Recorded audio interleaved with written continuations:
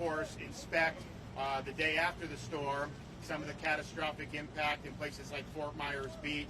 I was also able yesterday to get a closer look at places like Sanibel and see some of the destruction there.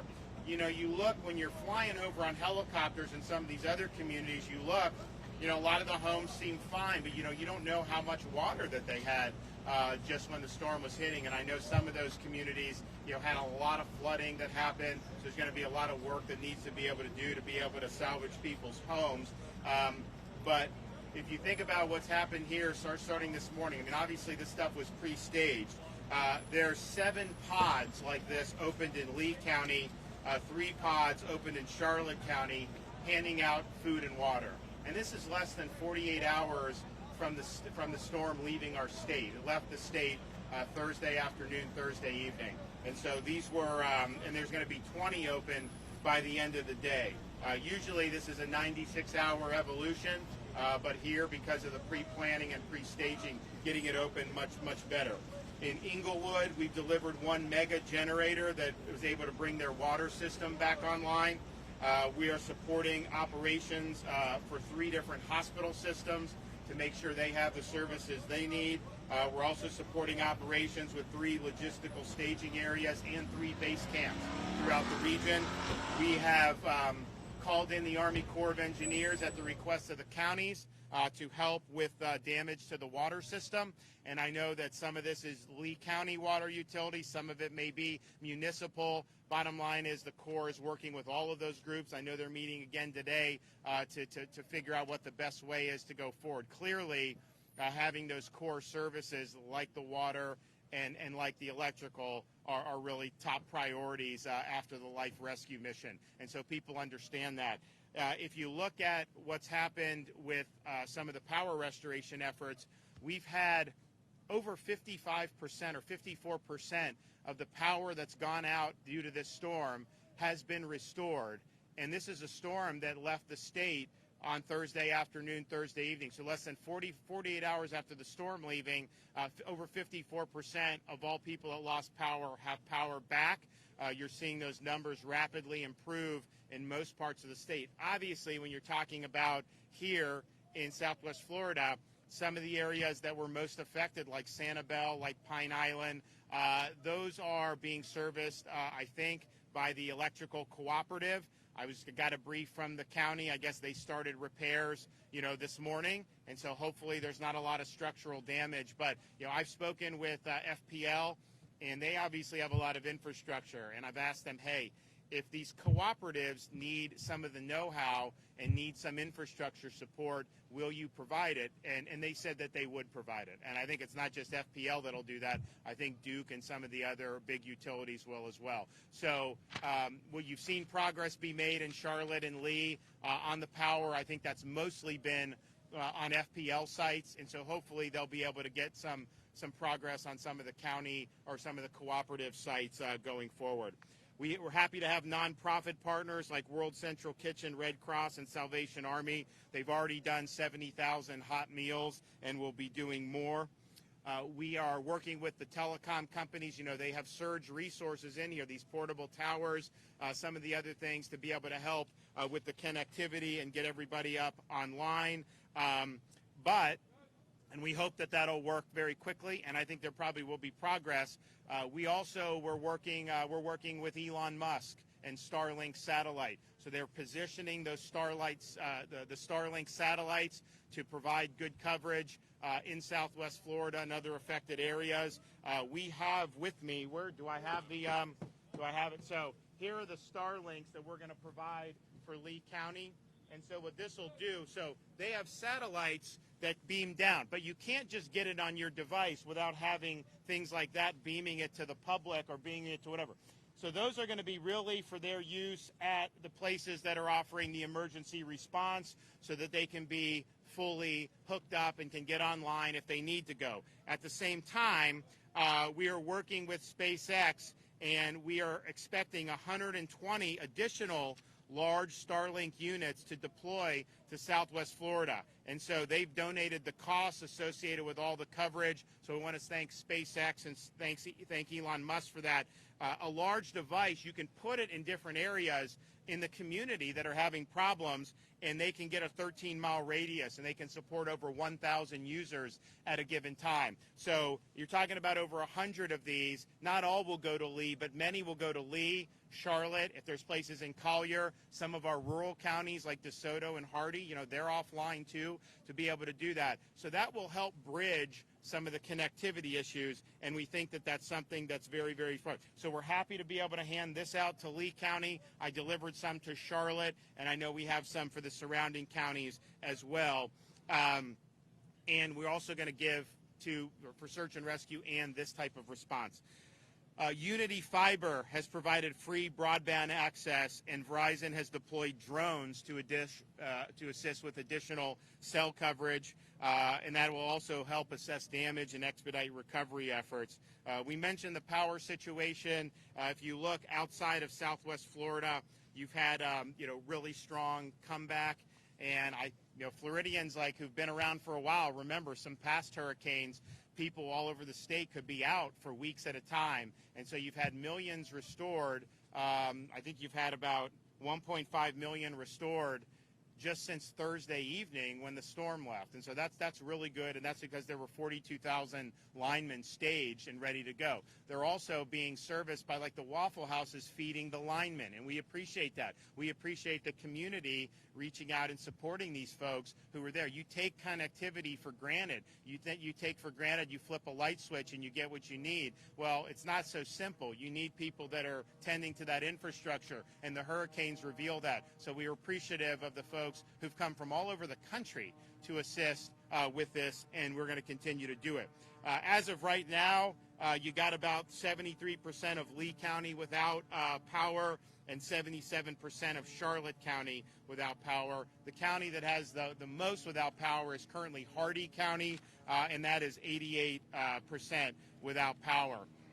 We have moved 1.6 million gallons of fuel into Southwest Florida to support the response. I'm looking at some of these gas stations. Some of them are very busy. Some of them have generators to be able to run. Some of them may have electricity. Others, the fuel is pouring in. It's just they may not have the electricity to operate their pumps. And so that's going to be, the issue. As more people come online, you're going to have more of that. But we've got a lot of fuel that are here, earmarked for whatever needs that people have.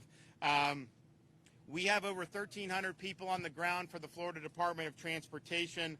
1,300 miles of roadway have been cleared. I think people heard that yesterday you had a lot of river flooding in Charlotte County. FDOT had to close I-75 for a 12-mile stretch, and so they're constantly monitoring that. Obviously, that will be open as soon as it can, but as of this morning, they were still doing the detours around the flood impact. There's also other areas where we may expect additional flooding. And it was interesting. I was touring Central Florida with some of the aerial tours. There was more standing water in Central Florida than there was here in Southwest Florida, even though they're a couple hundred miles away from the initial impact of the storm and the storm surge. Just had a lot of water, some of the rivers and inlets overflowing. So it's creating a lot of problems really all across the state. If that impacts bridges, if that impacts roads, then obviously FDOT needs to maintain safe. All major ports are now open for fueling, and the fuel's going to be coming in, and we're really happy about that. We now have a mobile command unit in Lee County and in Charlotte County and in Hardy County to help them with their emergency efforts. And so you'll see Kevin Guthrie is our EM director, and he's just probably going to be living down here for the time being, starting very, very soon.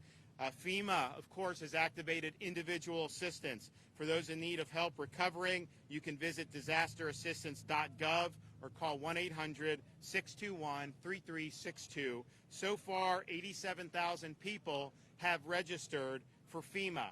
Make sure you take evidence of the damage to your home. If you had flood damage and you have a policy under the National Flood Insurance Program, take pictures of the water line. Hopefully you took pictures when the water was still in there. That will help grease the skids for you to be able to submit your claims and be made whole as soon as humanly possible.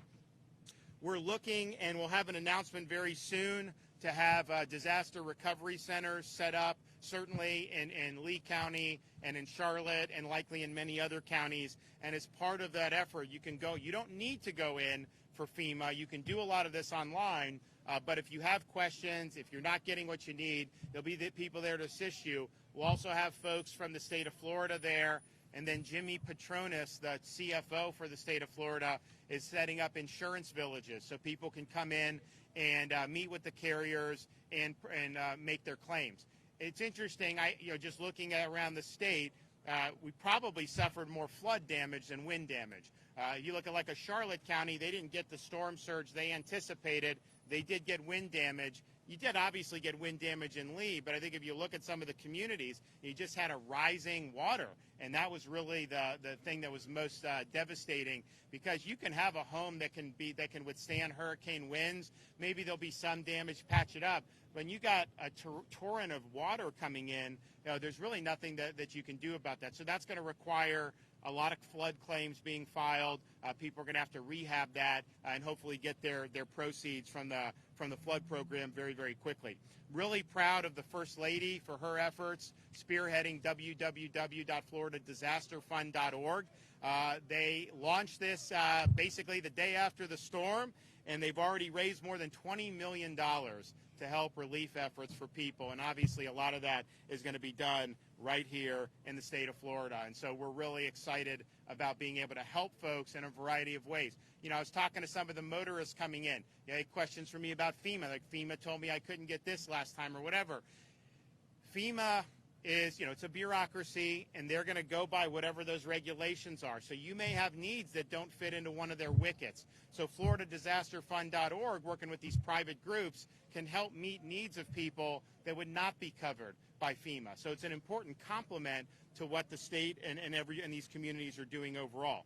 Also, people have wanted to come in and pitch in help, and there's ways to do that. If you go to www.volunteerflorida.org, you can sign up for different volunteer opportunities, and I know people would love to have. There's been a great outpouring of support, community, and I've seen a lot of resilience in this community of people that want to pick themselves up and they want to get their communities back on their feet. And we really appreciate that spirit. And as I've said throughout the whole thing of this, there comes a time when this is not interest to the TV cameras anymore, but we understand the needs will persist long after the cameras are gone, and we'll be here and we'll be helping every step of the way. Okay, Jim Eifert is going to talk about some of the efforts that the Guard is doing.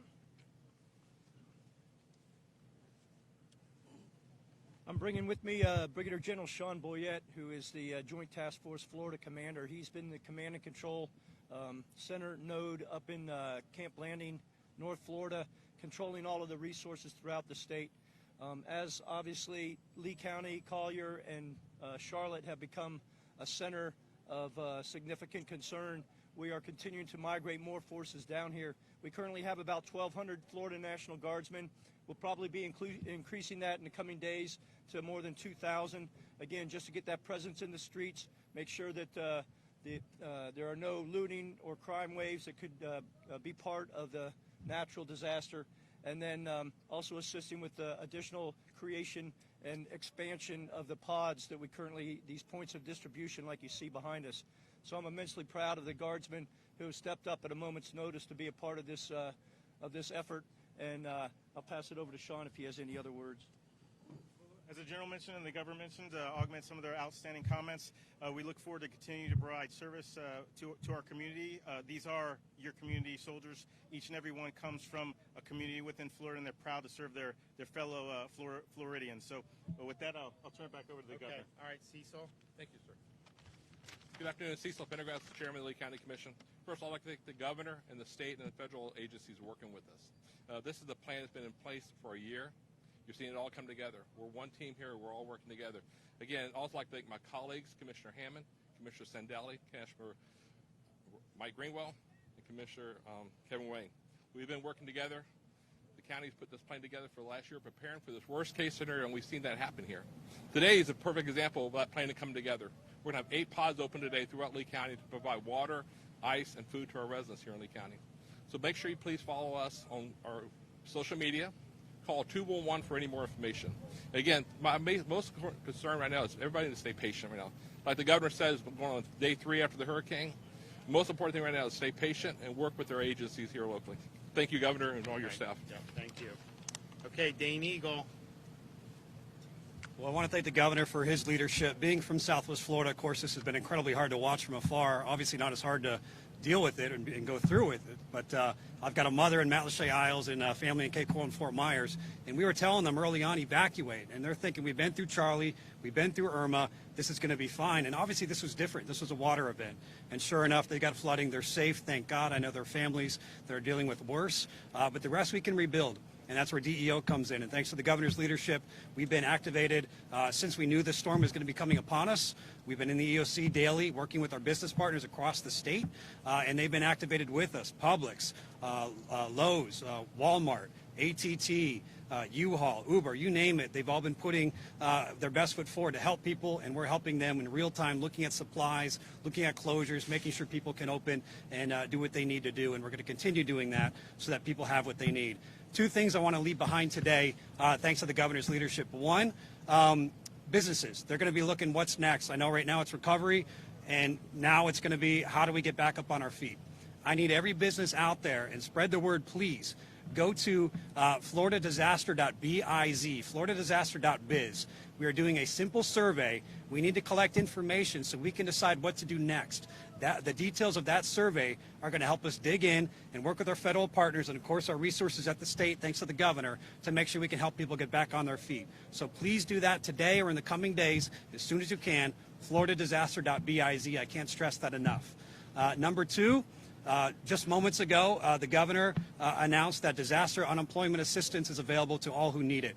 If you are in a FEMA-declared zone, Lee County, Charlotte, Collier, and other inland counties, you can find those on floridajobs.org, and you're affected by the storm, you may be eligible for unemployment assistance. So floridajobs.org, you can go on there today and start applying to see if you're eligible for unemployment assistance. Obviously, a lot of people, if there's no businesses operating, a lot of people are in real estate, construction, Uber, gig economy, you name it, go on there. We want to be able to help. We've been working hard to make sure people get back on their feet. This is an event of no fault of their own, and we're going to step in to help and make sure that people are as whole as can be. So floridadisaster.biz for businesses, floridajobs.org for unemployment assistance, and we'll be in the communities in the coming days to assist as well. I want to thank all the locals for their work and thank the governor for his leadership. Okay. And we have the president of Florida Power and Light, Eric Szilagyi. I'm going to ask him to come give an update on their efforts. And, you know, I told them before you came, you and I had talked, you've offered support for the electrical co-ops as well. You know, if you look at what happened in Lee, the places that were the hardest hit, I think are by and large serviced not by FPL, but by the cooperative. And so there may be a need for infrastructure and some things like that. This is something that we were concerned about because of supply chain, and Eric and some of his other peer companies said, you know, we've got infrastructure, we have the ability to provide support if it came to that, and so that we may be in that situation. So you want to come up? Thank you, Governor. Yes, so as the governor said, this is a team effort, and getting the power back on for all of Florida is a team effort, and we're going to be working with everybody to do so. I'm pleased to report, Governor, that right now at FPL we are 2/3 restored. We have 1.5 million customers restored and about 650,000 customers that have yet to be restored. With that in mind, we are continuing around-the-clock operations to get everybody up. We have over 21,000 people in the field working around the clock, staging out of 30 different sites. We are cleaning up and getting power on at counties across the state, and as soon as the county is up and restored, we're collapsing those resources into Southwest Florida and supplementing the thousands we already have right here in Southwest Florida with even more. We will work with all of the electric providers, whether they're cooperatives, municipal electrics, other investor-owned utilities. It's a hallmark of what this industry does, is to come together to get the power back on for people as quickly and as safely as possible. Part of this is being able to get so many people up so quickly is a testament to the investment and the support we've had from our legislature, from the governor, from other leaders in the state about being able to invest in the resiliency of the infrastructure. At FPL, we have 8,000 miles of transmission in our system, and we did not lose one single transmission structure to this monster storm, nor did we lose any generation that was not able to provide power. That makes a huge difference in being able to get people up quickly. That's not to say that the distribution system, which many of you have seen pictures along the coast, was not devastated by the storm. We will be rebuilding parts of that, but in most parts we are restoring the power rather than rebuilding the power, and that's because of the support we've had over years to invest in hardening our system with concrete and steel and undergrounding. And Governor, I thank you for that. It's made a huge difference for all Floridians today to have that kind of investment. So there's never been this many people restored so quickly, because we're not even 48 hours after the storm leaving the state of Florida, and you've been through a lot of these storms. I mean, I think this has got to be far and away the quickest, right? That's correct. I mean, at least for FPL, I can speak to that. Hurricane Irma, which was also a monster storm that hit not too far from here, as you recall, was at the time the fastest restoration in the history of the United States at FPL, and we are actually beating that at this point. So this will be the fastest restoration of number of customers that I'm aware of in the country. Yep. And that's, again, a testament to the investments that have been made, as well as the tens of thousands of workers who have come from 30 states to help, and we do appreciate all their help and support as well. Great. Well, thank you. Yes, sir. Okay. Have any questions? Yeah, Governor, as we were watching the storm head this way and our Lee County officials made the call to ask folks to evacuate, how do you feel that was done? Do you feel it was done appropriately in timing? Yeah, absolutely. They were following the data, and you remember people were looking initially at the Panhandle on Sunday. Then Monday came, and people were thinking maybe north of Tampa Bay.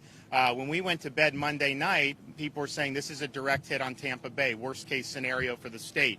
As that track started to shift south in the computer models the next morning, they called for the evacuation, they opened their shelters, and they responded very quickly to the data. But at the end of the day, Fort Myers and Naples on Sunday, I think of the 11 a.m. advisory, 72 hours out, they weren't even in the cone. I mean, so that's just the reality. So they followed it very closely. I know Kevin Guthrie is in touch with all the EM directors locally, working on kind of what we're seeing with different modeling. And at the end of the day, a storm that's going to hit 150 miles north of you is something that, and I said there'd be impacts all across the Gulf Coast. And I said Sunday, even if it goes to North Florida, it's a big storm. You could see impacts in Naples and some of those areas. But that's a different type of impact than what we ended up seeing. And so I think that they worked very quickly, provide people shelter, provide people the opportunity to do that. And I know many of them did take them up. But I would also just point out,